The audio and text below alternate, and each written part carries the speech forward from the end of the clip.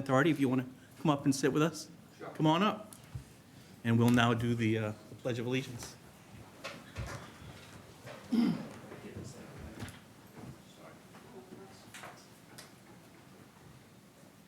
I pledge allegiance to the flag of the United States of America and to the republic for which it stands, one nation, under God, indivisible, liberty, and justice for all. And before we get started, I just want to read a brief statement. The town of Burlington has recently been made aware of concerns that the facility located in Burlington, originally approved as an administrative processing center for U.S. Immigration and Customs Enforcement, may now be operating in a capacity inconsistent with the zoning approvals previously granted, specifically that it's being used as a detention facility. While local elected officials work closely with their state and national counterparts to seek clarity and ensure alignment on this matter, town officials are actively gathering information and reviewing the situation to better understand the scope and nature of the operations taking place. We're in the process of evaluating whether any local zoning or permitting conditions have been violated, and we're consulting with the appropriate legal and regulatory experts to determine what, if any, steps can be taken by the town. It is important to note that the immigration enforcement and detention are under the jurisdiction of the federal government, which limits the town's direct authority over such operations. However, the town does have an obligation to ensure compliance with local zoning laws, zoning bylaws, and permitting conditions, and we take that responsibility very seriously. We thank the community for their patience and engagement as we seek to better understand and respond to this issue in a thoughtful and legally sound manner. Thank you. Now we're going to open it up for citizens' time. Anyone here to speak on citizens' time? Hi, I just want to thank you for allowing me to come before the board. I have a packet for each one of you. My name is Sue Scazzo, and I've been a lifelong resident of Burlington. Thank you. Living- Growing up on Skilton Lane and now residing at 54 Mill Street. Thank you. I have a concern regarding the crosswalks. Excuse my back. You could just say your name into the microphone so everyone can hear it, and Oh, sign the sheet. sorry. Yep. Stand or sit? Sit, you can sit, yeah, sit. Okay, good, better. Thank you. The concern I bring to you today is on the crosswalk at my front yard. The photos I passed to you and the description of each photo takes you on a little ride on Mill Street, both directions from Skilton Lane towards my house, which is right at the intersection of Locust Street. And then again, 7, 8, and 9 takes you on a ride up from Wynn Street, up the hill, so that you approach the crosswalk at the top of the hill. So in photos 1, 2, and 3, it just basically shows you a comparison of the crosswalks. The first one and the page prior to the pictures tells you what everything is on the pictures. The first, second, and third are approaching Johannes Park, where you see the crosswalk ahead warning on a telephone pole, and then on either side of the park, the left side has the crosswalk now arrow on the telephone pole, and on the right side, it is the, on a metal pole right at the edge of the sidewalk. Then if you go a little further, on number 4, you'll see the circle that's red. That circle is actually, if you can zoom your eyes, and I apologize, the other side of that is, the other side of that telephone pole is the sign as you were to come up Mill Street from Wynn. They neglected to put a crosswalk sign that direction. So as you're approaching the intersection, so that my house will be on the right, that sign is the first thing you're going to see, which would be on the left-hand side of that pole. Because of the way the street bends, there's no viewing that crosswalk sign in my front yard.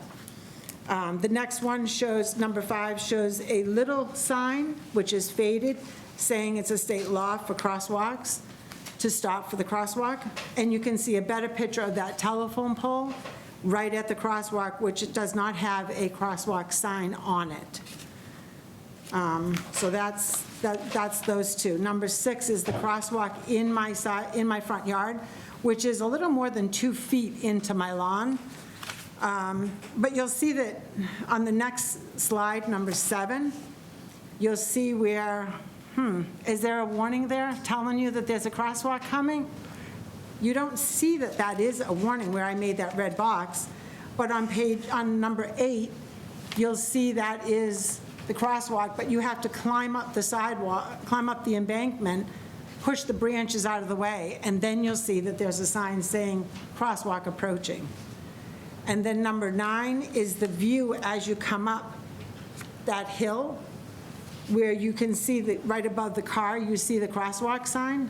That's that flagpole that doesn't have it on, the telephone pole that doesn't have it on the backside, but you still don't see the sign in my front yard. So my 31 years of living there we've had numerous fixes for the crosswalk.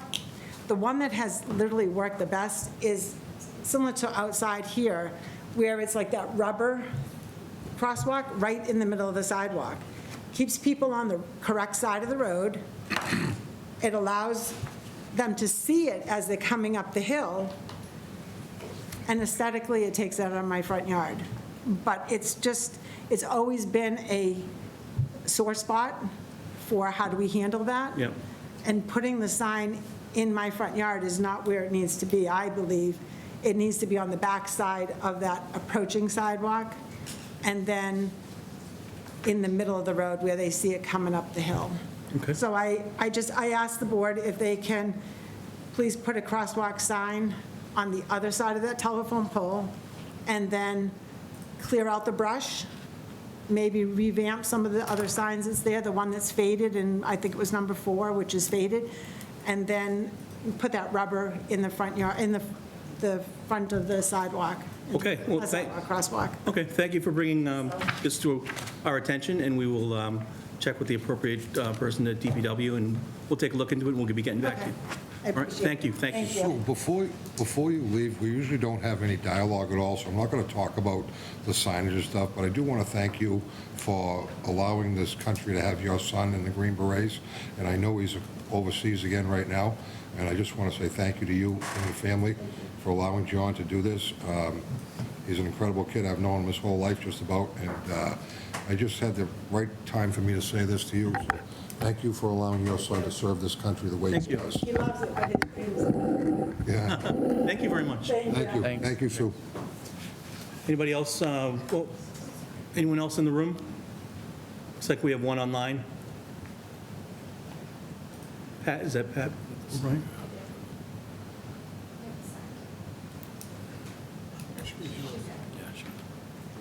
Hello. Hi, just identify yourself. We know who you are, but Thank you, Chair Espaillo. Patricia O'Brien, Precinct 2, Peach Orchard Road. One, I want to just express my gratitude. I applaud in this current climate.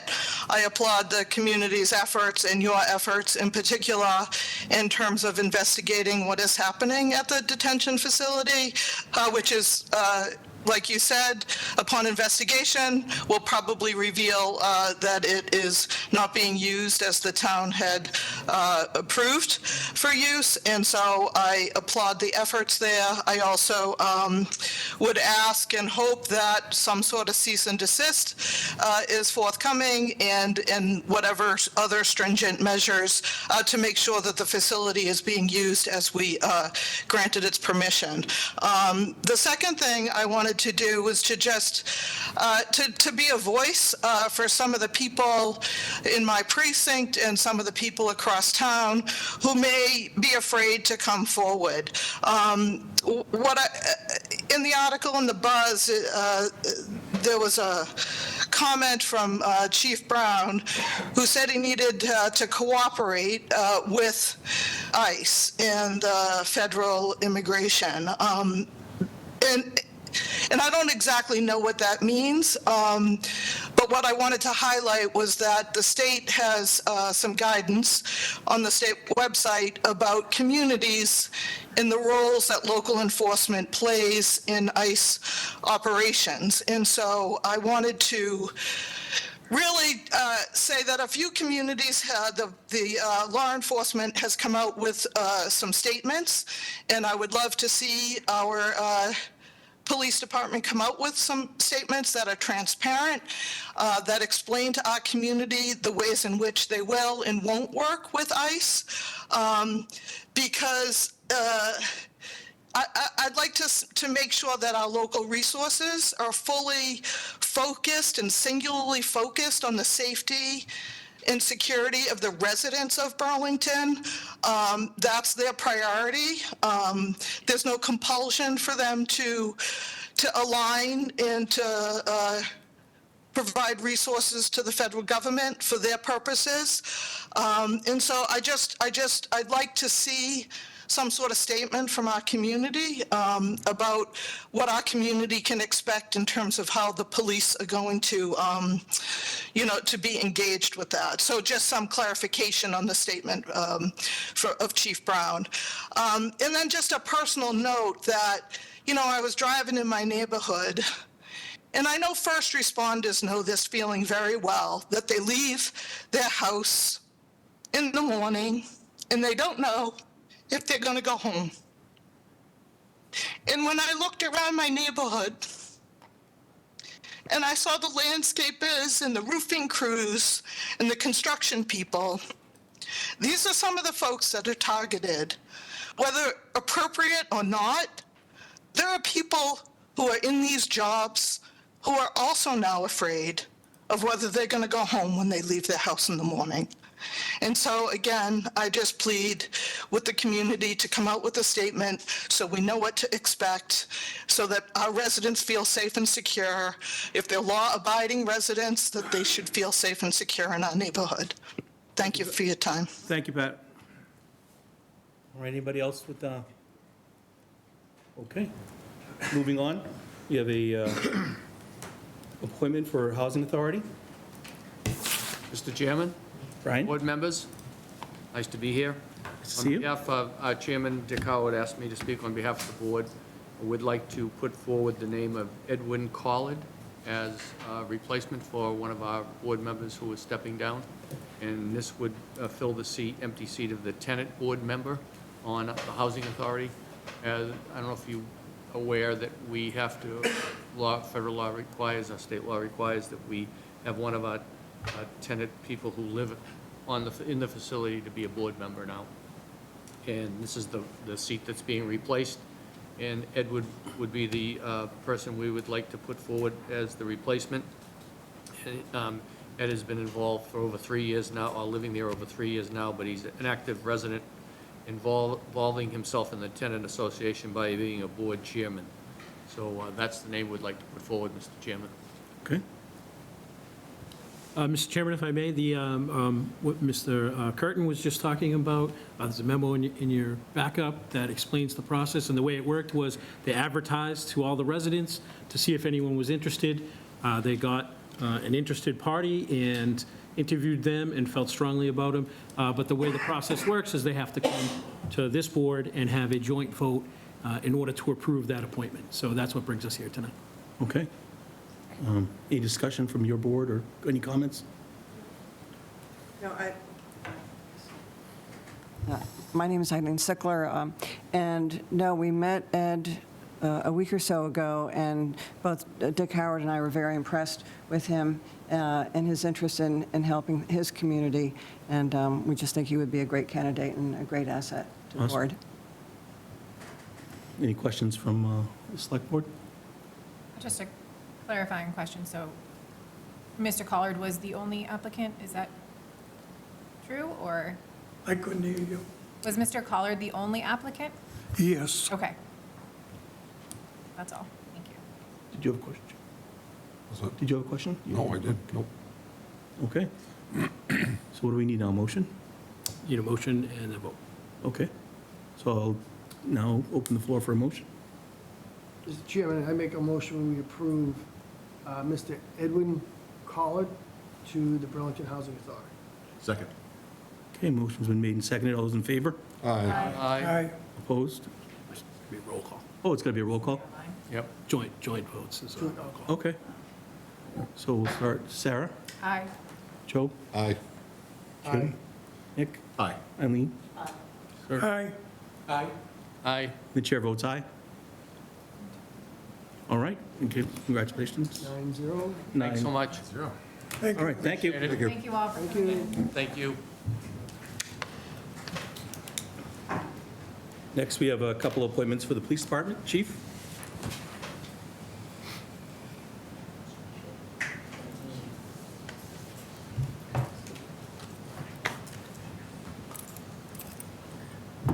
Thank you. So tonight, we have a couple of appointments for the police department. The first one is a full-time police officer coming into our ranks. I have before you Cameron Carr from North Andover. Actually, grew up in North Andover. He now lives in Boston with his girlfriend, who is studying a law degree. Insert the attorney comments here if you choose to do so. Cameron is currently working towards his bachelor's degree in criminal justice through Merrimack, and I believe Member Tigas may have some things to say about that. He is expected to complete his bachelor's degree this year. Over the years, he has also served as a mentor counselor for the North Andover Youth Center, where he was awarded Counselor of the Year in 2021. He was also a coach for the North Andover Boys Booster Club basketball team. He's always had a desire to be a police officer. He actually served as a Burlington police intern back in 2024. And shortly after leaving Burlington as an intern, he was picked up by the Salem State University Police Department, and he was sent to the MPTC Haverhill Academy, where he served as an academy platoon and squad leader. During this time, he was active on our list, but he ended up being offered the full-time job with Salem State before we could get him, so it's good that we get him on this next round. He's been working full-time in Salem since graduating from the police academy. He's a certified post officer in good standing in Massachusetts. He was highly recommended by the interview panel. He performed extremely well on all facets of the hiring panel, and he will begin his employment here in Burlington by being entered into the field training program, which will be about an 8 to 10-week training program before he's on his own. He right now comes in at a good time where he's going to fill a huge void. We're down about 7 officers right now. And based on that, I would respectfully request the appointment of Cameron Carr to the position of patrol officer with the Burlington Police Department. Thank you, Mr. Chairman. So we had the pleasure of interviewing Cameron last week, and we were very impressed with his background and his drive, and we feel like he's going to be a fine officer and a real asset to the department. So with that, I appoint Cameron Carr to the position of police officer effective June 10th, 2025, and I ask the board to waive their 15-day waiting period. So moved. Second. Okay, motion on the floor. All those in favor? Aye. Opposed, abstained? 5-0. And before we say congratulations, Mr. Tigas? Sure, well, very impressive resume there, Mr. Carr.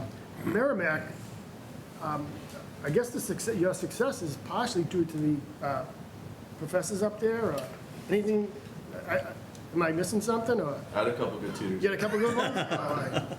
But in all honesty, whether I'm teaching at the academy level or the collegiate level, every now and then, a student jumps out at you and says, he or she is a natural. When I did have Mr. Carr, to me, I said, he's a natural. He was born to be a cop. I notified Lieutenant Leary, who was in charge of recruiting at the time, saying, we want to keep an eye on him because this kid gets it. And I am so honored to be working beside you someday, and welcome you to Burlington, and I'll let you take it from there. Congratulations.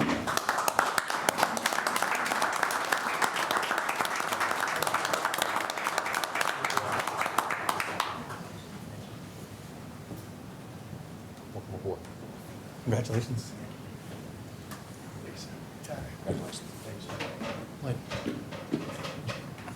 Picture?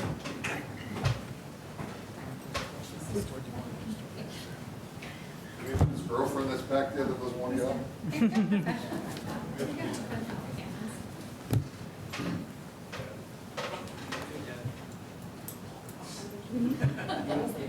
Right up.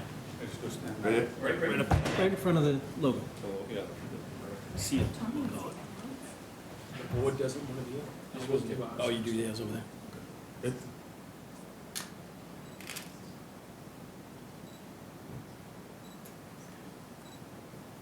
The board want to get in? Sure. Oh, I definitely want to get it.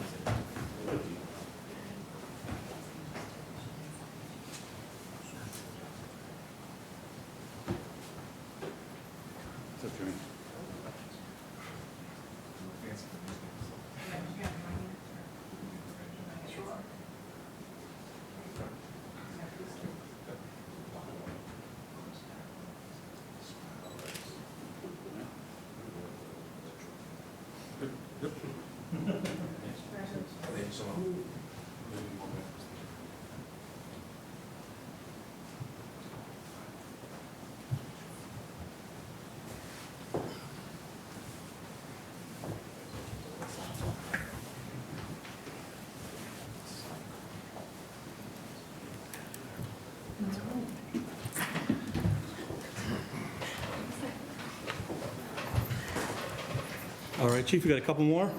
Yes, sir. The next two are appointments to the special officer list. So the first is retired Sergeant David McLean. Most of you, if not all of you, know Dave. Dave just recently retired on March 10th, 2025, after about 30 years of service with the police department. He was originally hired back in September 30th, 1996, promoted to acting sergeant in February of 2004, and then permanent sergeant in July of 2007. He very active in the department. He worked days for probably the last 15 years or so, and ended up retiring at a good time for himself, and then has just asked to be appointed as a special officer. So at this time, I would respectfully request that he be appointed as a special police officer, effective immediately. So Sergeant McLean had a long, successful career with the BPD, and we expect the same for him as a special. So I appoint David McLean to the position of Special Police Officer effective June 10th, 2025, and I ask the board to waive their 15-day waiting period. So moved. Second. Okay, it's been moved and seconded. All those in favor? Aye. Opposed, abstain? Chair is also an aye, that's 5-0. Thank you, Mr. Chair. And then the final one for this evening is another appointment for the Special Police Officer list. The subject name is Peter Bramante. He is retired from the Massachusetts State Police. He retired in 2024. He retired as a lieutenant in Troop H, which is the, I believe, Foxborough area. He had prior experience as well as a sergeant in Troops A and C, and he was also a trooper in the State Fire Marshal's office. Prior to joining the state police in 2002, he was a Medford police officer from 1999 through 2002. He holds a Master's of Science in Geography from the University of South Carolina, and also a Master's of Arts in Criminal Justice from Kerry College. And bringing him on will allow us to bring our special officer unit up to where we need it to be in order to fill the jobs that we have going on in town and ensure the safety of all the motorists. So at this point, I'd respectfully request that he be appointed to the special officer list. So on the recommendation of Chief Brown, I appoint Peter Bramante to the position of Special Police Officer effective June 10th, 2025, and ask the board to waive their 15-day waiting period. So moved. Second. It's been moved and seconded. All those in favor? Aye. Opposed, abstain? Chair is also an aye, that's 5-0. Thank you. Thanks, Chief. Okay, moving right along, we have a appointment in the Treasurer Collector's Office.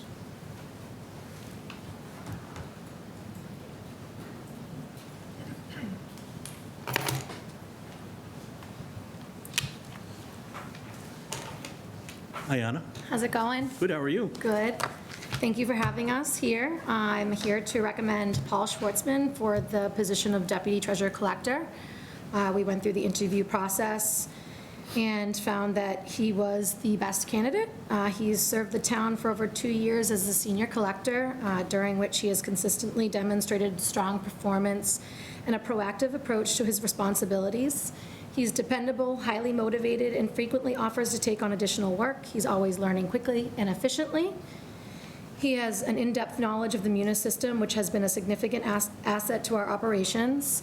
He approaches his work with professionalism and a willingness to support the team wherever needed.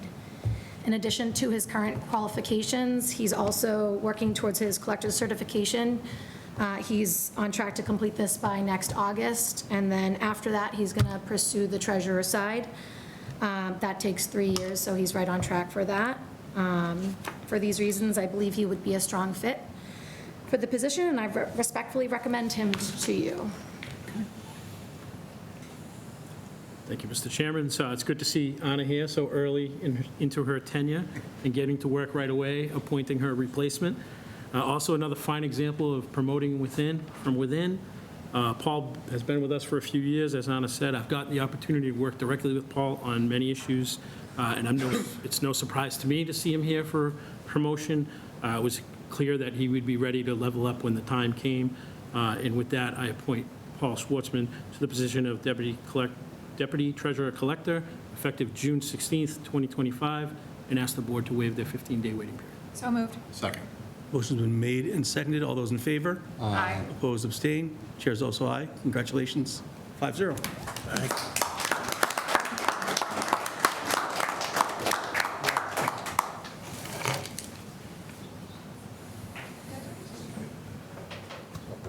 Congratulations, bud.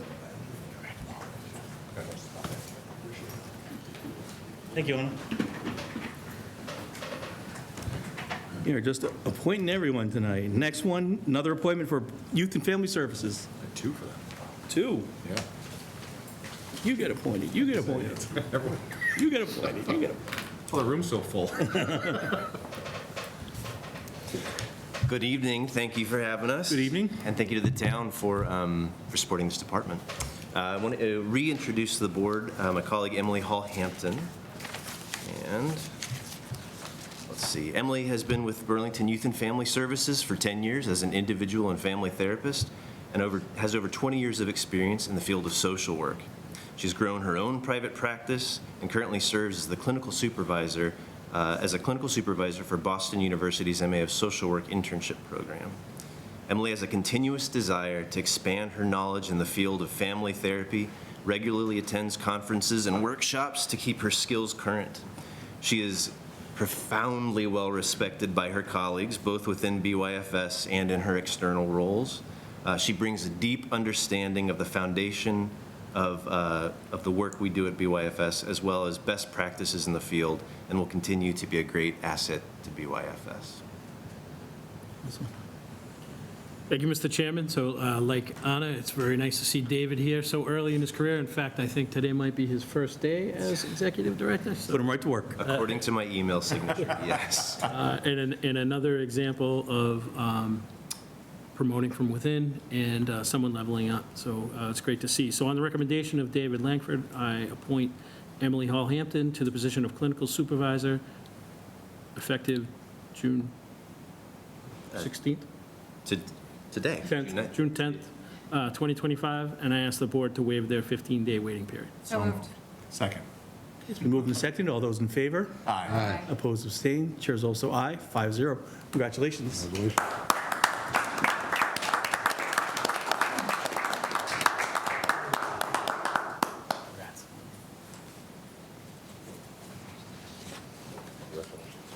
Congratulations.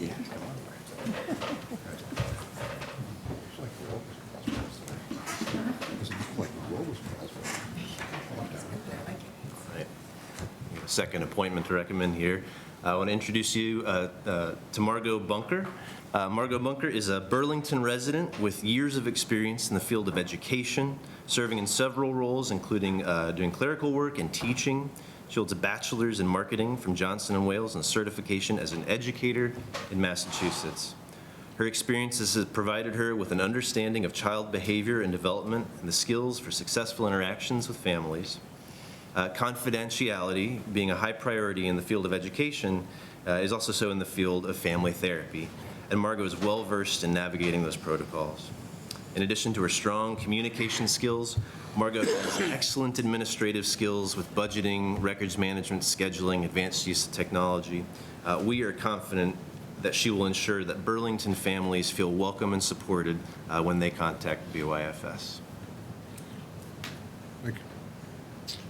So on the recommendation from David, I appoint Margot Bunker to the position of Administrative Assistant Secretary effective June 11th, 2025, and I ask the board to waive their 15-day waiting period. So moved. Second. Moved and seconded. All those in favor? Aye. Opposed, abstained? Chair is also an aye. 5-0. Congratulations.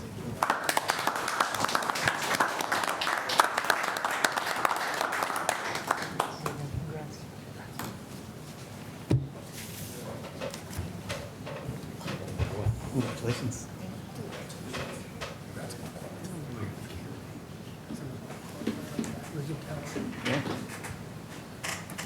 All right, I think we're done with our appointments. Moving right along, item 119 is a proclamation for Pride Month, and Sarah has our proclamation. You want to read it for us? Sure, jump right into it. Whereas the town of Burlington supports the rights of every citizen to experience equality and freedom from discrimination, welcomes people of diverse backgrounds, and believes a diverse population leads to a more vibrant community. And whereas all people, regardless of age, color, disability, gender identity, marital status, national origin, race, religion, sexual orientation, or socioeconomic background, have the right to be treated on the basis of their intrinsic value as human beings. And whereas the lesbian, gay, bisexual, transgender, queer, intersex, asexual, LGBTQIA+ communities offer many valuable contributions to the cultural, academic, civic, artistic, social, and economic successes of the town of Burlington. And whereas, in support of Burlington's LGBTQIA+ members, groups, and leadership in promoting diversity and inclusivity, the Burlington Public School District's commitment to equity, and our own commitment to eradicate prejudice and discrimination everywhere, therefore, the Select Board hereby proclaim the month of June 2025 Pride Month in the town of Burlington, and encourage all residents to reflect on the difficult work for equality that LGBTQIA+ members face, and to celebrate their valuable contributions to our community. Thank you, Sarah.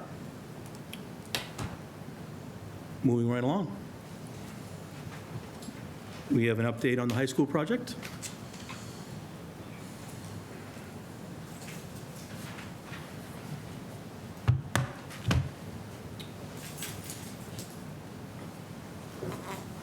Hello, good evening, everyone. My name's Terry Hartford. I believe we've all met before. I work for Doran Whittier and on behalf of the town and the school building committee as the owner's project manager. And so, obviously, Catherine Bond, Chair of the High School Building Committee and High School Committee member.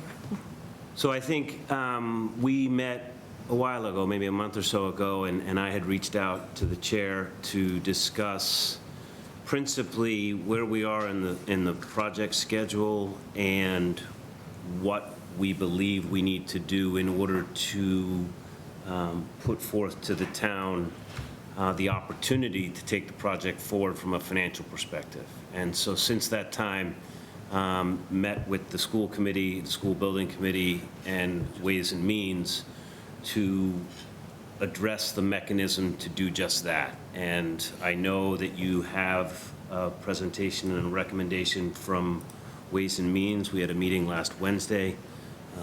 Mr. Davison's here, so if there's questions for maybe a Ways and Means member, I'm sure he can answer that.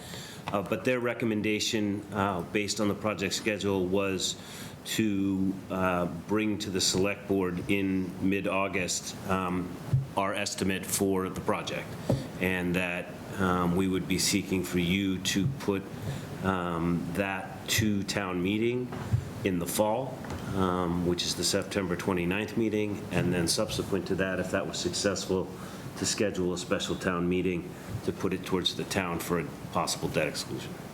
So that was the schedule that we've outlined in, I think, a few different presentations that I shared, I believe, on Friday, but that's also in the Ways and Means presentation that you see up on the screen.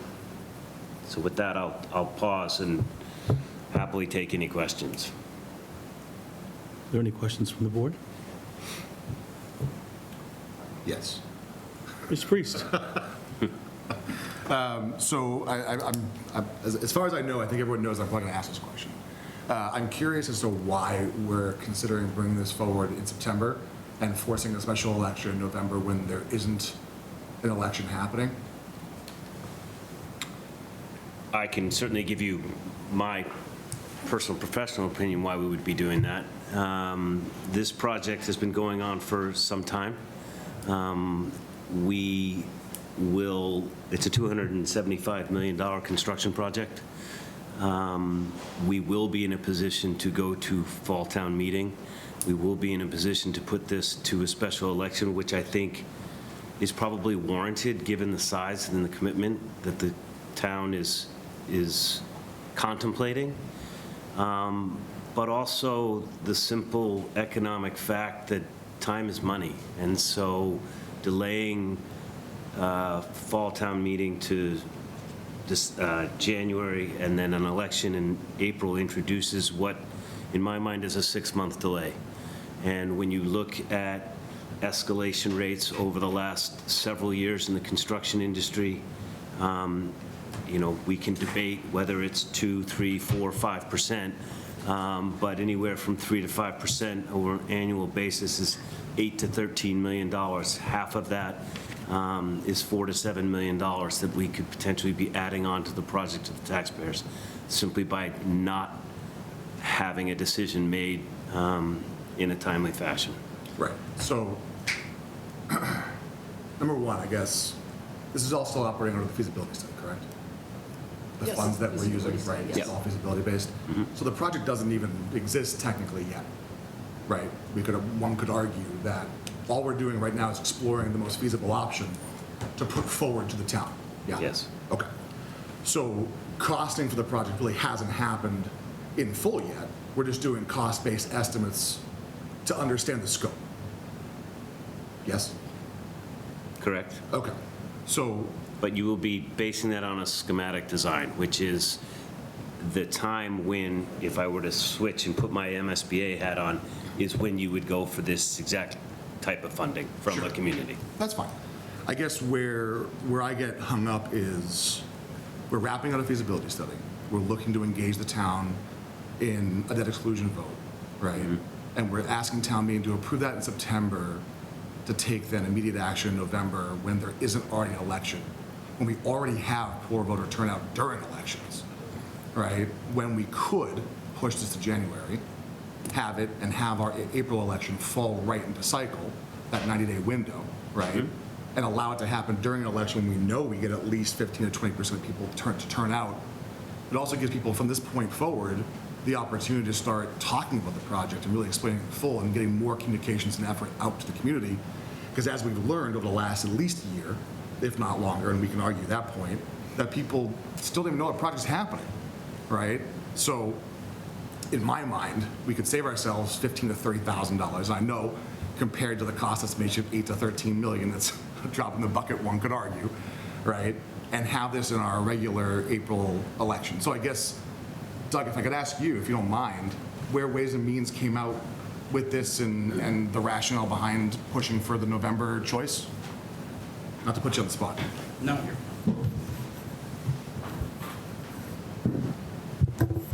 like when the spotlight moves away.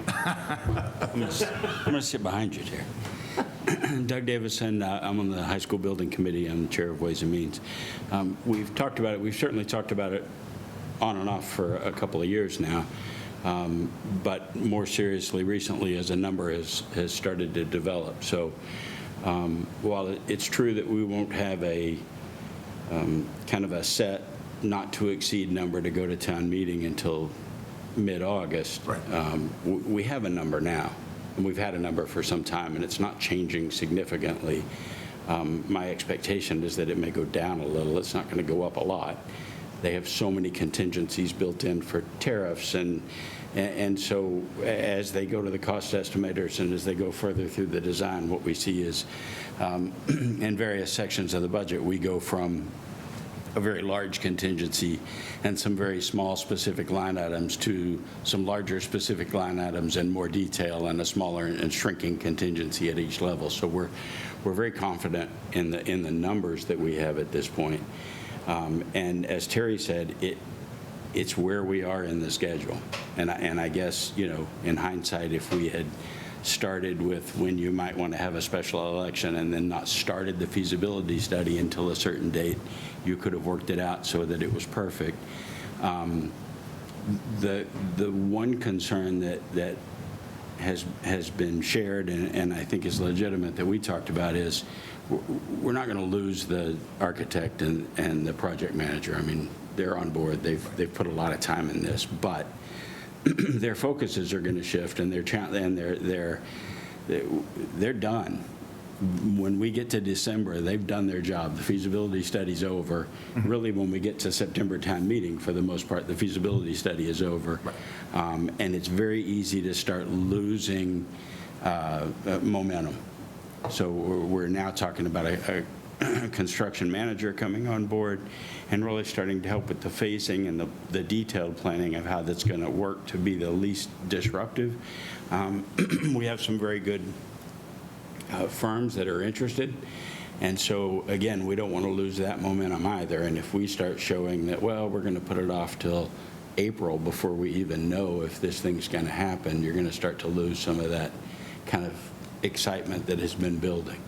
It is still, until a debt exclusion vote, we're talking about, mid-November. So it's still a long time from now until then to start getting the word out. It's kind of time to start getting the word out because now we have enough details. A plan has been chosen. People are kind of starting to coalesce behind this plan, and you're starting to see some more details that make it look like, oh, I can see that.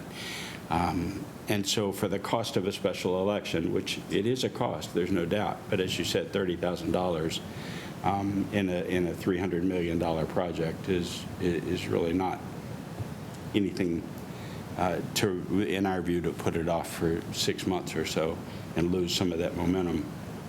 I think coming into town meeting, I think most town meeting members are well aware they've had multiple, they've had multiple bites at this thing. They've had presentations. They approved the feasibility study for $1.5 million. So I think town meeting is well aware, and as we get them more and more specific numbers, they'll have what they need to really look at it for several weeks before the town meeting. And during that time, I think you'll also see people getting more and more engaged in town. The other thing I don't want to lose is momentum on that front. If you just keep talking about it, then it's, you just kind of start to lose the focus on what it is we're doing. It's a massive project, the biggest thing ever here. Sure.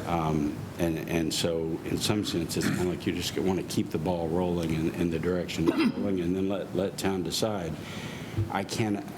I understand what you're saying, and we've talked about the turnout. I can't imagine that when you put the largest project, the largest building project the town's ever done, that it's not going to get people involved in turning out. I would say that if we don't get, the people that don't turn out I don't want to say they don't care enough, but you need to have some skin in the game. You need to have some input, and it's an important vote. Yeah. And so I think you will have people on both sides. I think it's a great thing and not a good thing, but I think you'll get a good representation of people that have really looked at it from multiple points of view, and I predict that we'll have an excellent turnout. I think it might beat a normal town election. Sure. I hope you're right, because at $1,100 a year to the average taxpayer, right, it's going to take a serious hit to a lot of folks, right? Sure. I think mostly about our folks on, fixed income, right? Absolutely. At $100 extra a month, right? Where's that money coming from for them, right? Right. I would say that as we look at it, and we'll be able to provide more detail about that too well in advance, but there aren't many people in town on fixed income at a level where the $1,100 is truly life-changing, and that's what I'm worried about, those people that fall into that $1,100 category. Just the way our values go, the average taxpayer is actually kind of below most people are paying less than the average. Sure. Yeah. Well, I do hope that you're right, that people would turn out for a single-focused election. Sure. If this was happening during this happening in 26, I'd be like, yeah, great. Yeah. We already have a 70% turnout of those elections. We'll get a better gauge on what the community wants. But I don't know. I hope they come out if it winds up being November. At this point, I don't know that I still fully condone but support doing it in November. I'd rather see it happen in April. I completely understand what you're saying about the momentum issue, and I get it. I think that, we're jumping from a feasibility into the actual project, right? So at any point, there's going to be a lull between the two projects when you look at it from that perspective, right? So like if I look at the feasibility as one thing, right, and then the actual building project as another, then at any point, a 3-month gap isn't the world's craziest lull, right? And I know we're talking about a slightly bigger lull. It's a 6-month gap. So we're talking it's a 5-month gap from...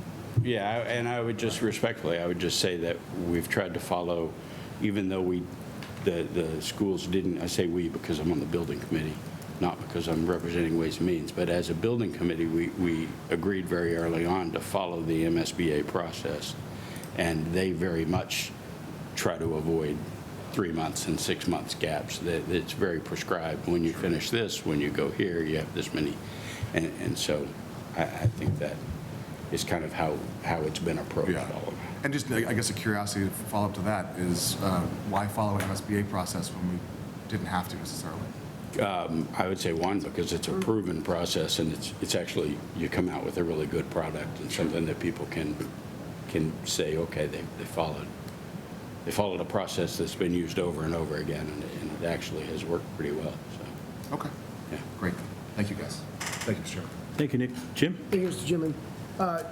Doug, correct me if I'm wrong, is this the increase, this $1,100 a year, is it similar to other capital projects where it's not going to be one day it's zero and then the next day it's 1,100? It's incremental over a period of years, if I'm not mistaken. It's incremental, and it ramps up, and as our committee member, Frank Monaco, likes to say, we like pacing and spacing. And so this is a big bump, though. It's not like you're going to hide it, but Right. the goal is to have a smooth increase. It's not going to be nothing this year and $1,100 next year. Right, that's why- It'll spread out over a couple of years, not long, 2 or 3 years before we're up at the full 1,100. And yeah. I just wanted to put some fears at rest about some residents, like sticker shock, saying, next year my taxes are going up $1,100 a year. No, it's gradual, it goes in steps, and it takes, I assume, in this case, years to hit that 1,100, if I'm not I mean, mistaken. 1,100 over 3 years is still going to be.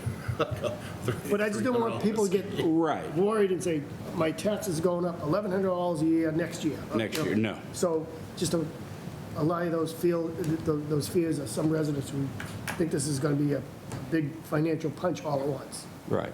It's going to be a punch, but it's going to be a slow. Right, it's going to be a couple of love taps and then a punch. Right. Love tap, yeah. On top of the other buildings and on top of our regular tax increase. Quite the love tap. Yeah. Sarah? Thank you, Mr. Chair, and thank you all for coming in and providing the slides and the information. I completely understand what you're saying, Nick. I actually like the idea of having it on its own ballot, its own thing, its own time. So it's not, I don't want to say lumped in, but it's not lumped in with all the other things. It really is special. It's a special election, and this is a special building. And I feel like that will put all the focus onto it, leading up to it and day of the election. So I completely understand your concerns. I am always concerned about voter turnout. I'm always pushing for higher turnout.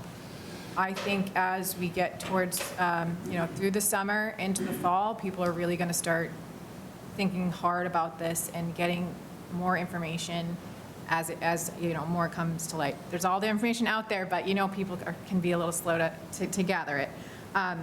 So those are my thoughts on that. I think one factor that I saw, and this is more just a comment in the slides, and this is the unfortunate situation of dealing with aging infrastructure, is that a no vote would still have impact on people's taxes because we have to maintain that building.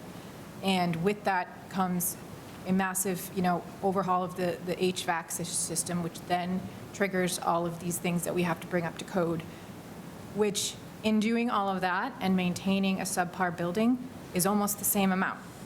So that is a big, I think, educational component to the community. It's really, not ideal, but this is the situation that we're in with the aging infrastructure in a very old building.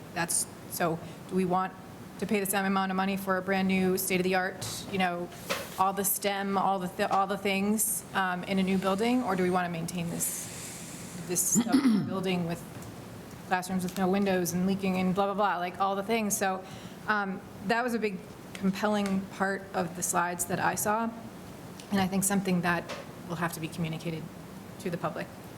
And on that note, I didn't see in the timeline anything about community outreach and continuing with that. So are there any plans for whether it's, public meetings or mailers, and what's the timing around that?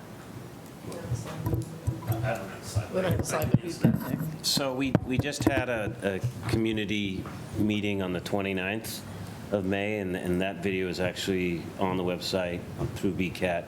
We have 2 more scheduled for this summer, July 17th, August 21st. We have 2 SBC meetings per month right now through September.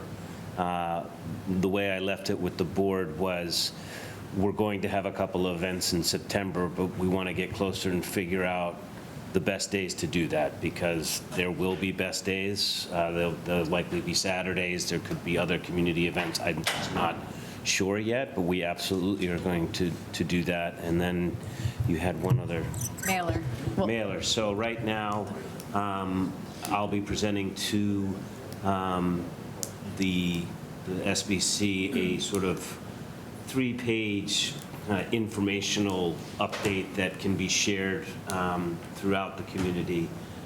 The intention, and this is to be agreed, if it were to pass town meeting, we would have a direct mailing to the entire community that outlines, you know, the cons, the pros, here's the number, here's what it means for the average taxpayer, here's the schedule, you know, something that's very concise that can be used. And we had some interesting suggestions about potentially including the mailer in a tax bill, so that, you know that people are getting it.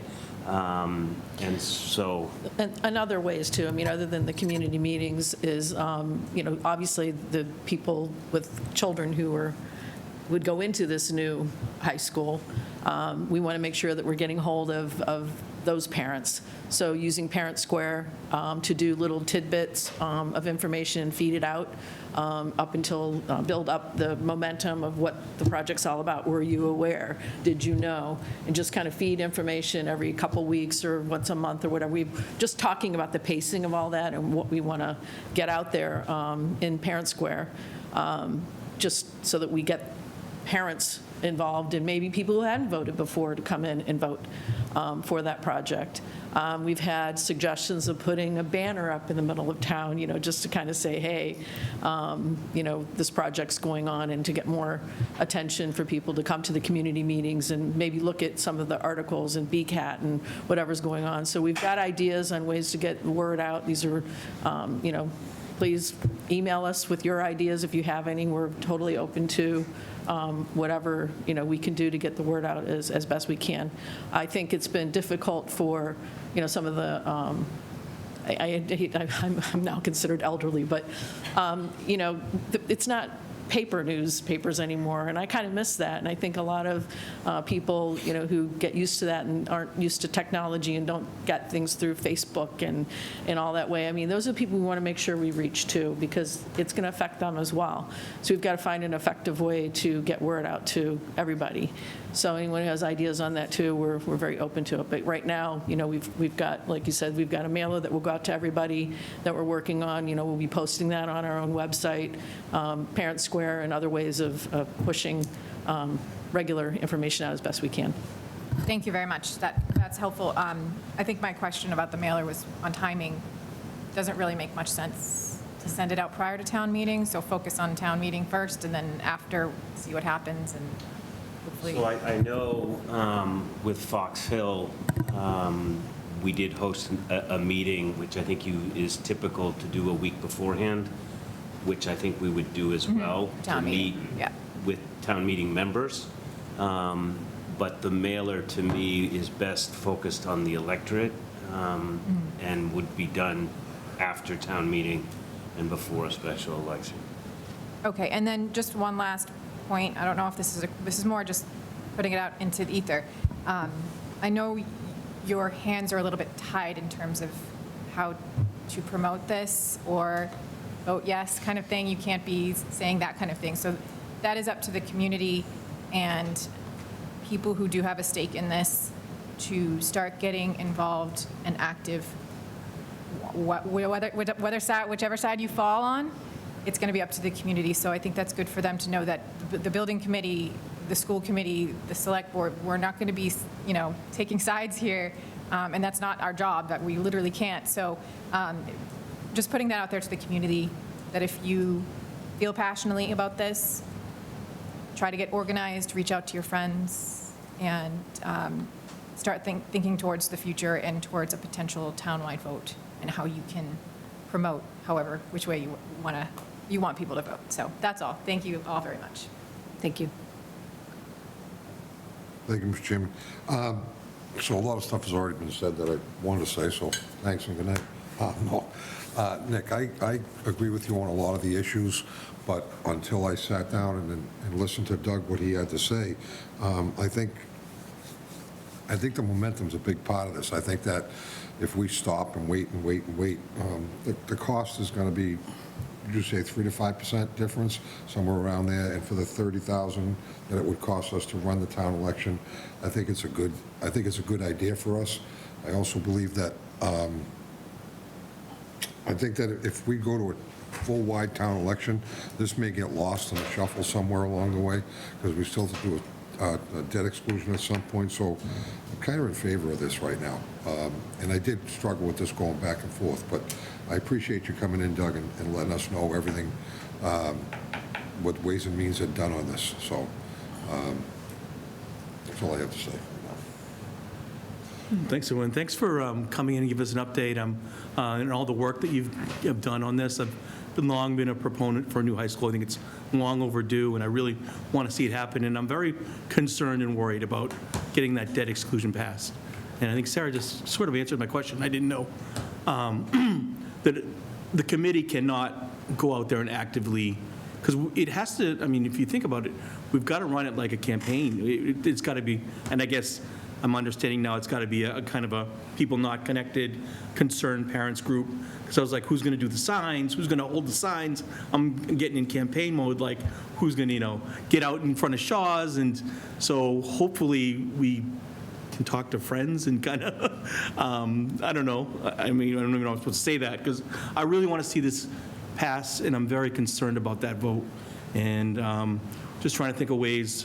I mean, it's everyone knows, tough economy out there, tariffs, yada, yada, inflation, yada, yada. So I think that's just key, getting that passed. And I'm just wondering, I was going to ask, is there a plan? But apparently there can't be, because we can't do it. And I was going to say, I appreciate what you're saying too, because that helps get word out on what's needed if people are listening, that we need, active parents, someone from maybe the PTO who has an interest in it, they can form their own groups to, as Sarah said, be for it or against it, whatever you want. But we as a school committee can't, or as the building committee, we can't start that group ourselves. John, does that go for us too? Yeah, so thank you, Mr. Chairman. I was going to say that there's a pretty good do's and don'ts documentation out there. We'll have town council give us a cheat sheet for everybody to brush up on, to know what they can and can't say or can and cannot participate in. Okay. John, can I just ask that you share that with the school committee and school building committee? We've done it before, but as individuals, you are entitled to your opinions. When these folks are representing the school committee, the school building committee, we present the facts. And we're not trying to sway a vote one way or the other, it's presenting the facts. And so it's a distinction, but if town council has do's and don'ts, it would be very helpful to have a refresher for everybody. Yeah, and I also find it's very important, this is an investment in our community. I mean, this benefits all of us. And it's an important vote, and I think a very important thing for Burlington. I would really like to see it go through, so. Mr. Denizio. So I was just saying the reason for coming tonight was to sort of give this update, set that expectation of what the timing is. Doesn't need to be a vote on the timing. We didn't put it on as a approval, more of an update. But how this happens is only the select board can call for a special election. And if that special election is going to include a debt exclusion, it has to be 2/3, so it would require a 4/5 vote from, and then they would have to give the town clerk at least 35 days to do it. So if the plan, this has been a lot of talk about this, and explain the reason about why do it after and why do it so soon after. So if the plan that's been put forward was going to be followed, there's time for the board to, at that first meeting after town meeting, to take the vote to call for a special election, and that covers you that minimum of 35 days. So I just wanted, and I also wanted to point out that Mr. Davison is probably going to be fined because Mr. Monaco has trademarked pacing and spacing. So we'll just forward this video to the appropriate authorities. And John, who determines the date? Like, we want to pick a date that, I mean, whether it's the weekday or Saturday, whatever is more favorable to getting a good turnout, I will say. So technically, the select board is the only one that can call for the vote, and the vote includes the date. Okay. So we will work. We did confirm that it could be any date. It could be on a Saturday, which I think was the thought by the committee and everyone else involved. That's fine. And I think, And the vote is a simple majority, sorry. town vote, sorry.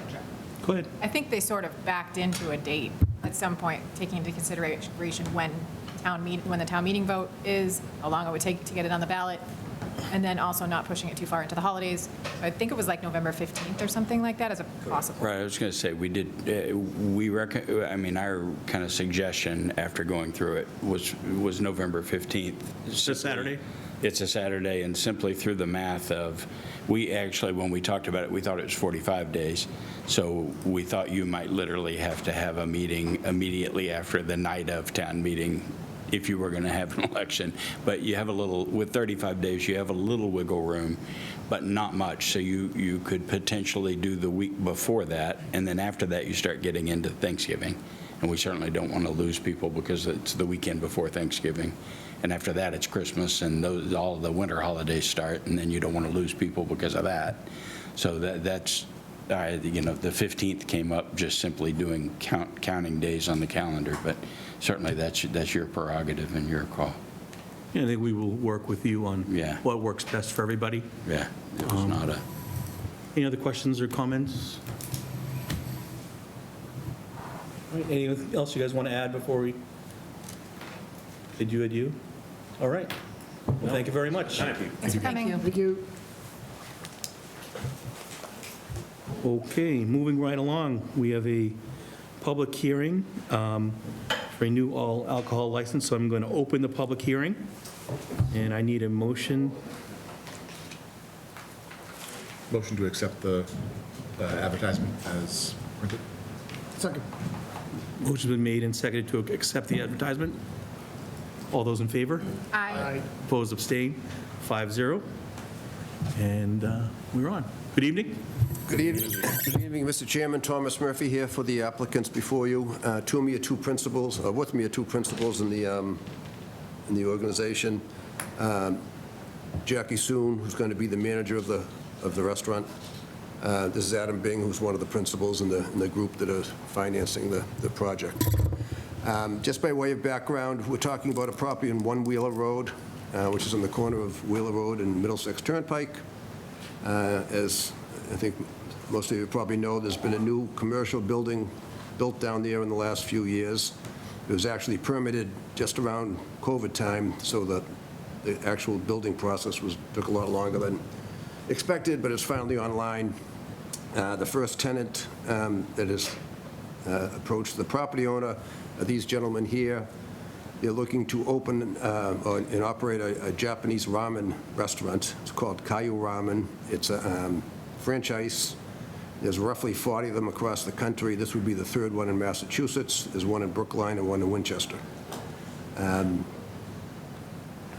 I'll defer to these guys as far as the particulars of the actual restaurant. It's ramen, Japanese noodles type of cuisine. The proposed restaurant has 80 seats. It's about 4,400 square feet. And obviously, they would like to get an all-alcohol license as part and parcel of operating this restaurant. If you go on the restaurant's website, it's a very well-done franchise. It's not a fast food place. This is a very nice establishment, and they obviously intend to run it that way. But it's important to have an all-alcohol license to compete, certainly with the restaurant market here in Burlington. Mr. Soon, who will be the manager, has operated as a manager in two previous establishments, one in think one in Watertown and the other one in Brookline. So he has experience in the field, both as a manager of a restaurant and also restaurants with alcohol license. He is tip certified. Both my clients and their group have seen the town's regulations and bylaws in terms of operating an alcohol establishment, and they're familiar with that, and they certainly will comply with that. So that's basically, in a nutshell, Mr. Chairman, the proposal that's before the board. They intend to start their construction momentarily. They hope to be open sometime into probably October or November, depending on how long the build-out takes. But they just want to make sure that once they get to that point, the liquor license application has been processed and is ready to go as well. So again, happy to entertain any questions, comments from the board. Any questions from the board? Just one question. So this is a franchise, meaning there are other locations? They're individually owned franchises. Okay, and the other locations are typically also all alcohol? I can't speak for all 40 of them across the country. The other two in Massachusetts have alcohol. Okay, thank you. Jim? Thank you, Mr. Chairman. Just a quick comment, so to speak. You answered a couple of my questions as far as other tenants, opening dates. And there's a thought out there, sometimes people say, oh, Burlington's overrun with restaurants, but you know what? Go into a restaurant in Burlington on a weekend night, post-pandemic, all time, which is a good thing, because it gives residents more choices. And if one restaurant's too busy, you can go to the next one. But that area of town seems on somewhat of a revitalization with the new convenience store, gas station. And all I'm going to say is I wish you guys luck. I think it's a great idea, a great location. It's right off the highway, and you get my full support on this. Thank you. Mr. Chairman. Nick? Thank you. Couple questions. Mr. Murphy, it's good to see you. So this place is 80 seats? 80. So with the renovations to the building, how much parking is on site, do you know? There's 105 parking spaces on site. Under the parking regulations, this use needs 27 spaces. 27. And this is the first tenant in the building, so certainly for the foreseeable future, there's going to be more than enough parking. Okay, awesome. As future, I mean, the way it's zoned, not everything's got to be a restaurant, obviously. There could be retail, there could be office. Depending on other uses will depend on parking requirements, but right now, there's plenty. Okay, great. And then, John, I guess a question for you. How many licenses do we have up left for you to give away? You just say it like that, like it's like a party. I don't remember off the top of my head, but I'll have to get back to you, but there is, A handful. yeah. Okay. All right. Yeah, I had the chance to look at the website. I think it looks great. I'm a fan around myself. Wish you guys the best. You have my support. I hope it goes well. Thanks very much. Thank you. Joe? Thank you, Mr. Chairman. Just as long, the understanding of the alcohol laws in town here, all the stuff you have to go through to get this license is, number one, come in front of us, and we approve it or just not approve it, but everything that you have to do at the store, tip certifications, all that kind of stuff. I'm sure you've read the list of stuff that you have to have there and for us to approve this, right? So, Mr. Murphy, I'm sure that they've gone over those lists a couple times and what they need to do, because like we've always said in this town, alcohol is wonderful, it makes people happy, I guess, but it's not something we like to give away for free. No, yes, they are well aware of them, Mr. Morandi, and as the architects obviously are as well. So the building, the site plan's already been approved by the planning board. Special permit is issued by the planning board. So all of the layout and things like that have been reviewed and approved. So I think we're in pretty good shape as far as that goes. That's great. That's great. Wish you guys all the best. I'm definitely in favor of this, so I'll be a yes vote, so just, okay, thank you, sir. All right.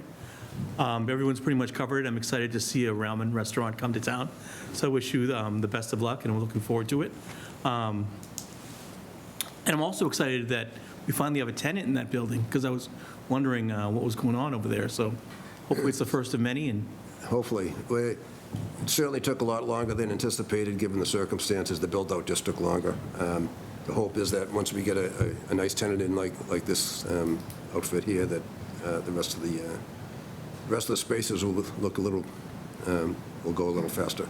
There's a total of 8 spaces in there, so there'll be seven to go after this one. Awesome. Great, this is a public hearing. Is there anyone here who'd like to speak on this matter, either online or in the room? Seeing there being none, Mr. Chairman, I'll make a motion to close public hearing. Second. Okay, motion's been made and seconded to close the public hearing. All those in favor? Aye. Opposed, abstain? It's 5-0. The chair is also aye.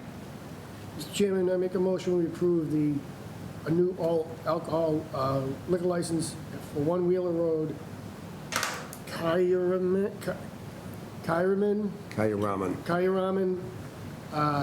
Burlington Ramen LLC. Second. Motion's been made and seconded. All those in favor? Aye. Opposed, abstain? Chair is also aye. That's 5-0. Congratulations. Welcome to Burlington. Thank you. Please keep us posted on when you're going to open. Sure, no problem.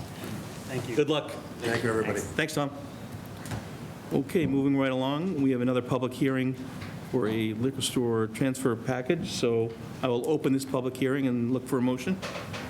Mr. Chairman, I make a motion we approve the ad as written, public hearing ad as written.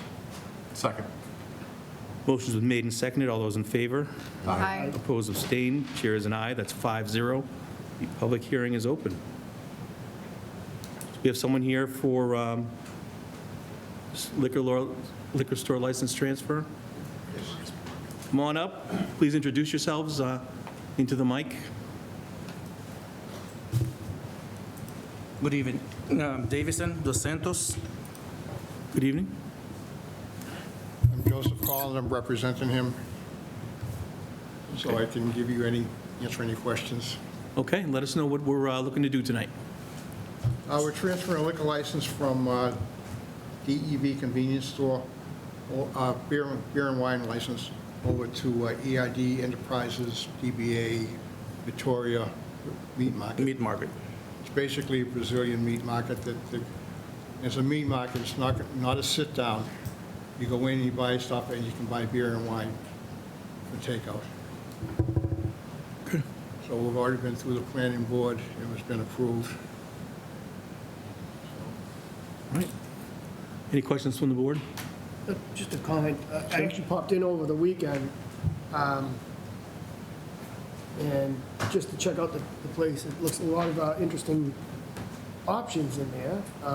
We did buy some stuff and try it out, and we're quite happy with it. The staff was friendly, the service was friendly, and I see no issues with just transferring this, me personally, no issues transferring this from Raja Ranas to Victoria's Meat Market. Just a comment, if I may. Sure.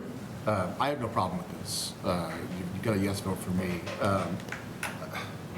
I'm curious as a board, and this is not a question for now, I just think it's something that we should discuss, is beyond your standard restaurant or, package store, it seems like a lot of businesses feel the need to have some kind of liquor license to sustain themselves in town. And I'm curious why and what that means, and if there's anything that we should be doing about it. I don't know the answer. I'm just putting it out there. I have no problem with this because Raja Ramas had one as a transfer to same location. I know in the last year and a half, 2 years, we've dropped a decent number of different types of liquor license across town, and it seems to be becoming a trend that I think we should be looking at maybe and talking about. So, just wanted to put it out there. Just in my head, read through the backup this weekend. So that's all, Mr. Chairman. Thank you. Joe? No, I have nothing. No. Okay. Nothing. Sarah? Nothing. Okay. This is a public hearing. Is there anyone in the room or online that'd like to discuss this particular item? Seeing none, I'll take a motion. Motion to close the public hearing? Second. That too. Motion's been made and seconded to close the public hearing. All those in favor? Aye. Opposed, abstained? The chair is aye. That's 5-0. Any other comment before we take a vote?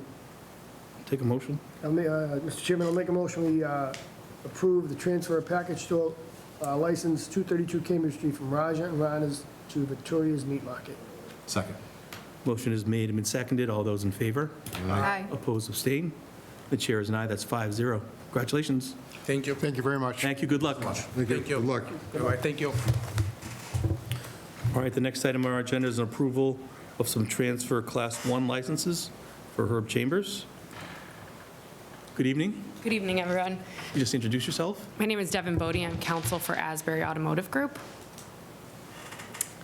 Really, what we're looking to do here is just transfer the licenses that are in existence from the Chambers dealerships over to Asbury's name. Asbury is a Delaware corporation. They're one of the largest retailers of automobiles in the United States.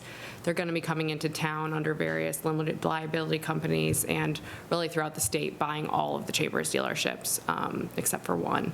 And so we're just looking to have the license transferred over to Asbury so that they can continue running business as usual and keep everybody employed. A lot of management and staff are staying in place. No major changes to the facility, no changes at all that I'm aware of at this point in time. So everything as you see it will remain exactly the same. Okay. Any questions from the board? That was my one question, was about the staff or any changes moving forward, but it sounds like it's going to be business as usual. The plan is business as usual. Yes, everybody, we're hoping that everybody stays on board. And, you know, as far as this point, as I'm aware, management is staying in place. So it'll really be the same people that are in effect at the local dealerships. It's not a whole new team that's coming up and taking over. Okay, thank you. You're welcome. I do have one question, actually. Sure. Thank you. On top of these four, are there others in the state that are part of this first phase of purchases?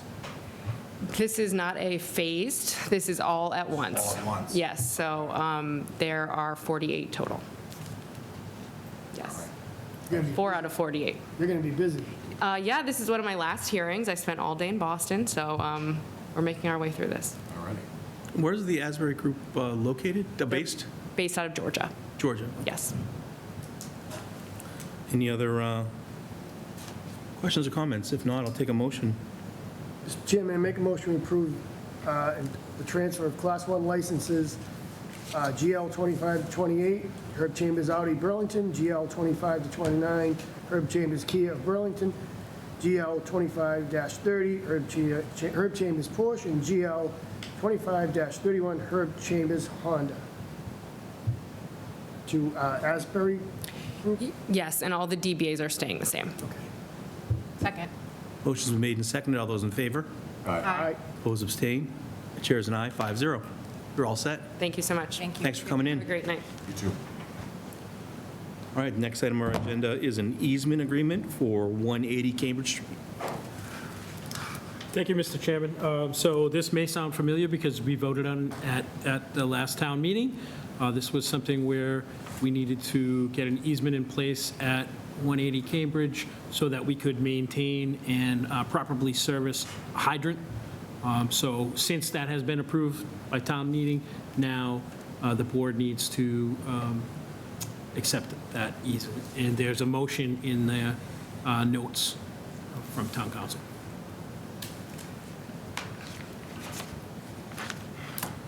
Do you have any questions or comments on this easement agreement?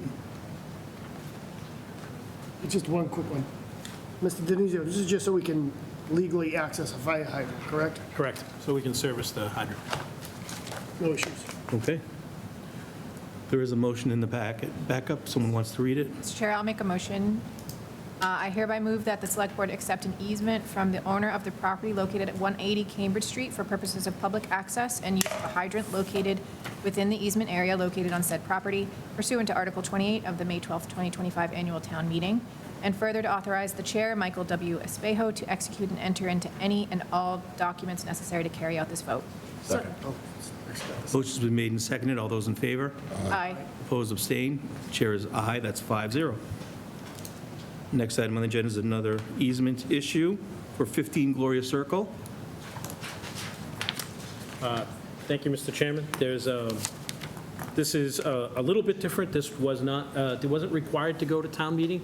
This is an easement for sewer water drainage under the property at 15 Gloria Circle that was just never voted on and never accepted by the select board.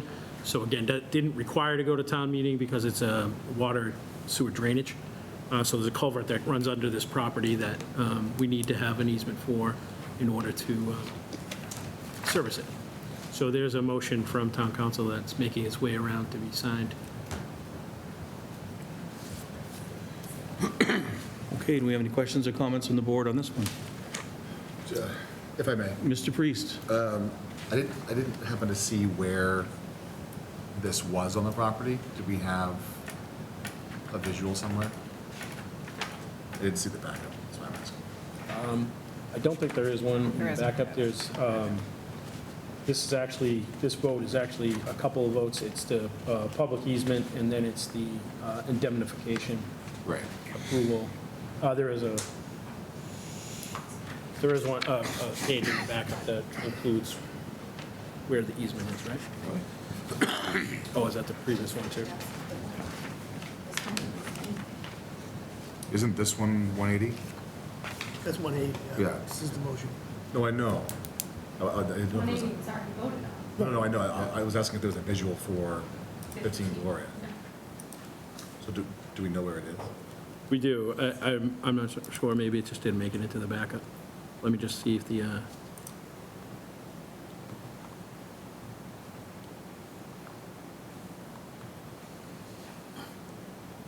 I don't actually have a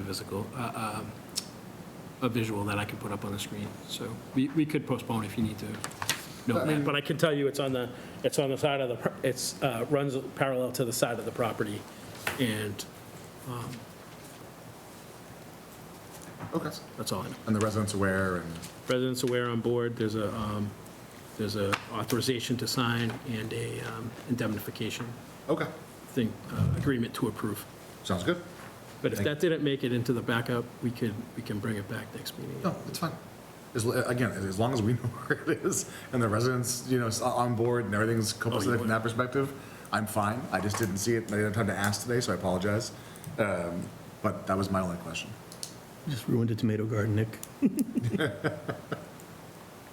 Any other questions or comments from the board? If not, I'll take a motion. Mr. Chair, Oh, you have to Yeah. read it. oh, you got it? Yeah, I got it. All right. I hereby move that the select board enter into an easement agreement with the owner at 15 Gloria Circle. Second. Motion's been made and seconded. All those in favor? Aye. Opposed, abstained? Chair is an aye, that's 5-0. Next item on our agenda is an update on our police station. Okay. Thank you, Mr. Chairman. So what I thought I would do is just update the board, sort of where we are, status on approvals, kind of a high-level schedule, and then I have some slides that we can maybe look at. They don't come out great when you zoom in, so I may just get you some printouts for the next meeting.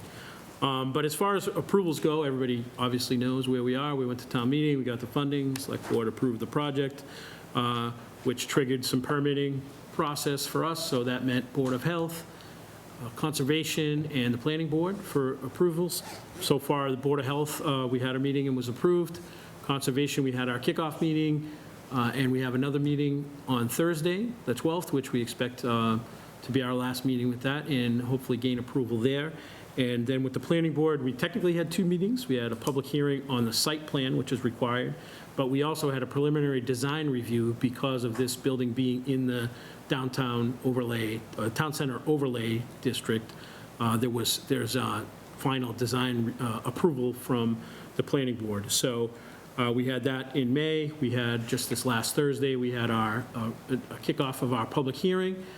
And also, the Planning Board was great to add a meeting on June 25th. They didn't have another scheduled meeting until July 17th, but were able to add a special meeting. We're the only thing on the agenda. So that was great of them to do that. And we got a lot of work accomplished at that Planning Board meeting and have a few things to come back to show them at our next meeting, and, fingers crossed. So we'll be, 5 or 6 weeks, or 3 or 4 weeks ahead of where we thought we might be. High-level schedule.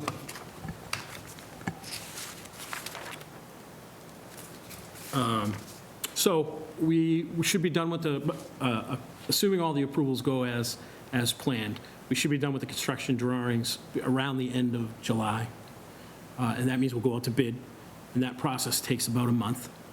So we would expect to have a contractor on board in September. So that is the new project. That's the new station there. At that point, at some point in September or after the summer, we'll move the folks from that to the temporary site. Patrick and I went down to the temporary site today and walked around. It looks like a building now. It looks like there's offices. It's moving. It's still a construction site, but it looks great. Next meeting, I'll share some pictures of what it looks like. But the plan is to move down there, and then the construction of that building will take about 2 years. So we're still same schedule we were looking at back in December, January timeframe. So that's exciting. The slides that I was going to show you that I'll try to share have to do with some feedback from the planning board. And there's nothing for the board to vote tonight, but we should please consider it and make a decision on it before we go back to the planning board.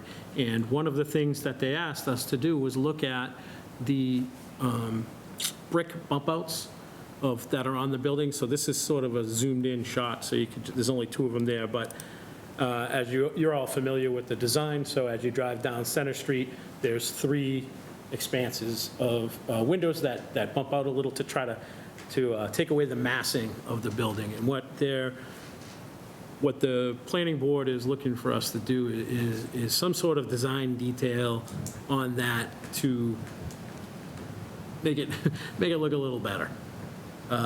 Their recommendation was maybe to throw some shutters on just the bricks, so there'd be 6 windows that would have shutters. And what the design team in our building, in our department in town, the chief and myself, Patrick, what we were talking about was sort of a design feature on the brick itself that I think they're called coins, and the architect's going to get mad that I got the term wrong, but what it is at the edges where the brick sticks out a little bit further than the flat part, and then there's some designs on that. So I'll try to zoom in again and see if you can tell. So if you look at the corner of each of those, you can tell that they're not flat right there. It's not a great representation, so I'll just plan to bring some slide, or share some printouts with you. And then I also just wanted to share what the design team did. Just what it might look like with some shutters on it. You can see, some black shutters added to those. So again, it's a decision we'll have to decide if the board is willing to do that before we go back to the planning board to be able to answer their requests. But like I said, we're sort of all systems go and moving, progressing nicely. There's a building committee meeting on Thursday that we'll start over in the site at the existing police station, so you kind of give an idea of the trees that are coming out as part of the project. And we have some slides that we shared, and we had 5 neighborhood meetings. We held 5 meetings. One of them was very well attended, I'll say that. But we were able to get some good feedback from folks, and people seemed happy with, there's a lot of trees coming out in between the 2 sites. That strip of trees, if you're walking down Center Street, that divides the Sculpture Park lot current and the police station lot current, all that strip of trees, most of that strip of trees is coming out. So there's a lot of trees there that are coming out. But now they're going to line the outside of the property with new trees. We have a count. I think there's over 70 going in and less than 40 coming out. So that's all. So it's a net positive on the trees. It is, which I think is required. All right. Any questions on our police station project update? John, you are right. They are called coins. It's QUOINS. and I think that they would look nice. I'm not a big fan of the shutters myself. I think that plus maybe like a different window option for the second floor would be more architecturally pleasant. But, we'll see the renders and we'll go from there. I think the idea, when we talked about, can we just have different shaped windows, maybe some rounded windows at the top, the design team tried to dissuade us from that part because of the cost and the history of that type of window having leaks. Coins would also be a good Scrabble word. It would be. Write that down. If in fact it's pronounced like that. That's how we're pronouncing them, that's all right. All right, any other questions? So, Oh, sorry, I do have a question. yeah, So it's hard to tell from the picture, the different patterns of the bricks, but they're still brick. They're the same color. Same colors, same material, they just stick out further on the edges of those to sort of, and then sort of form a design. I think we have them on the library right now. Oh, okay. Those aren't really that bad if you zoom in on a computer, but when I cast them, they didn't look great. You couldn't really tell what the patterns were. So we'll get you some close-ups, printouts, so you can look at them. Okay, and then did we price out shutters in terms of the upfront cost and the maintenance? The design team is working on it. Okay. I'm personally not a fan of shutters. I know that's controversial, but if there's a strong desire to include them, I'm not gonna, put up a fuss. My thing with shutters is I like for them to actually fit the window. Meaning, in the olden days, when they would close them, it would actually close over the window. It drives me a little nuts when if you picture that, they only cover a little sliver of the window or half of it. It's just a design, just an annoying thing that I have from a design perspective. You see, look at, I have like strong opinions, don't I? But Just listening, I'm not saying anything. that's how I feel about shutters. When I look at them, I imagine them closing, and if they wouldn't cover the window, why are they there? Right. But I understand it's a design element, it's just for show, it's making it look like a certain way, and it's one of the design elements that's recommended in the town center overlay. So if that is something that is strongly desired, then I would be okay with it. They don't look great on those pictures to me. Maybe we can get a better rendering. Well, I agree with you, because you wouldn't put in a half a door, would you? Right, when you think about it, you only put a half door in, you won't shut halfway, the other half's still open, going in and out, so the whole shutter has to close. I actually agree with you. There we go, we agree on something, Joe. We'll do shutters if they're functional. Exactly. Or if they look functional. sorry for folks for getting so controversial this evening. I didn't know we'd be wading into such hot topics. So the subcommittee reports are not on the agenda, so we can't do it? Well, I mean, there's no votes taken on those anyway. They're informational, so I mean, I don't think we're going to get in any trouble if we don't do it. I mean, if we do it. Okay. But Does anyone have anything pressing they want to agenda share? meeting. I do. Yeah, it's not going to be anything controversial, but I just wanted to make note that we had the Burlington Pride celebration on Sunday in honor of Leo Abramov, who was a member of the LGBTQIA+ community in Burlington, who passed away a couple of years ago. It was a fantastic day. We finally got a great weather day. Lots of music and dancing and smiles and, dogs dressed up and kids running around. And it was just, the vibes were great. So it's one of my favorite days in Burlington. And it really was nice to see everybody out there. It was a really good turnout.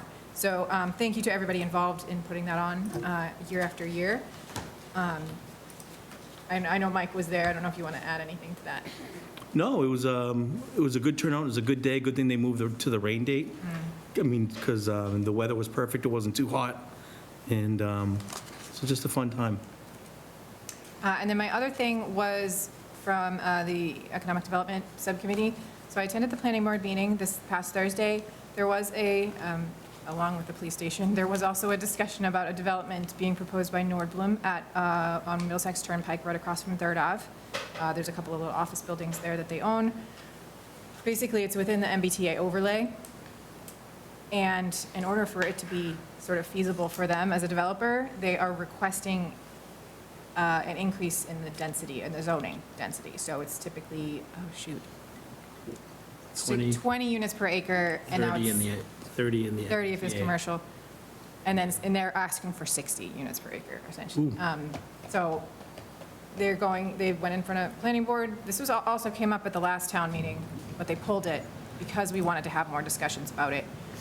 But from the subcommittee perspective, we have had a few discussions about ways that we can collaborate with select board and planning board to request or come up with an agreement from the developer on ways that they can contribute to the community, and not just in terms of directly adjacent to the building, but, making it more connected to the mall area.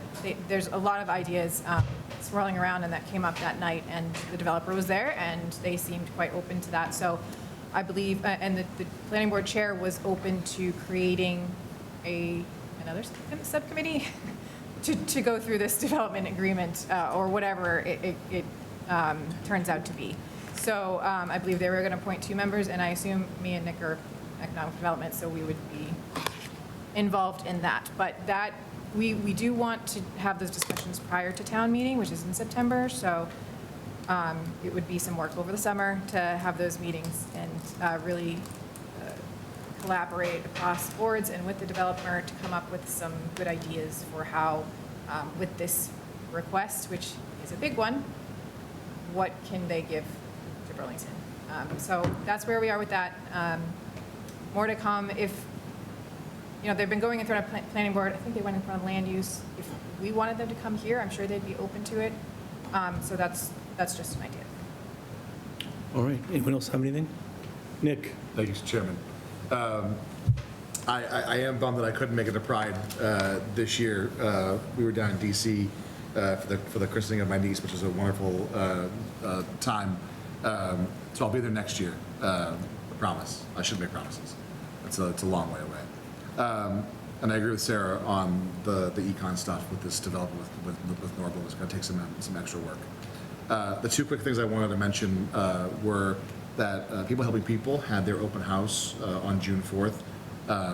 As always, it's a great opportunity for folks to go and see what People Helping People does, and to meet, their board, and to really kind of understand and see, their setup. It's quite fantastic.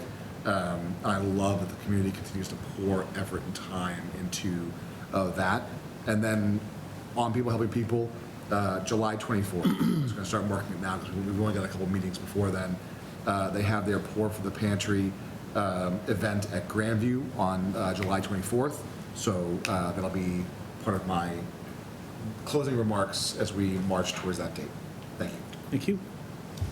One thing I want to add, this Saturday on the Common, Cops and Cars, from 10 a.m. to 2 p.m. Always a fun time to see all the different types of cars, and hopefully the Back to the Future DeLorean will be there again, which is my favorite, but run by Bernie Scipoletti, and also the proceeds of that go towards People Helping People. So a nice, fun event. Hopefully they get nice weather.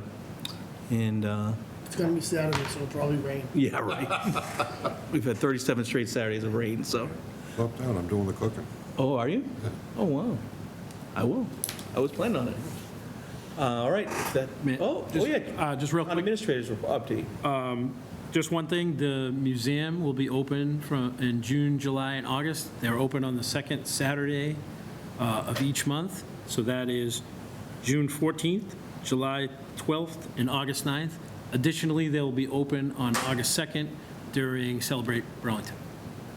So I promised them I would give them a plug at each meeting going forward till it's over. Do we have a block of hours that they're open for? They open all day? Do we know? Yes, we do. 15-minute intervals. We'll find out. Stay tuned for the Not next. important right now. The next one. Stay Tune in tuned for the next town administrator report in 2 weeks. We'll find out the hours. You have to leave them hanging. It's 11 to 3 p.m. Oh, nice. Fantastic. And with that said, I'll take a motion. Motion to adjourn? Second. All those in favor? Aye. Opposed, abstained? Meeting adjourned.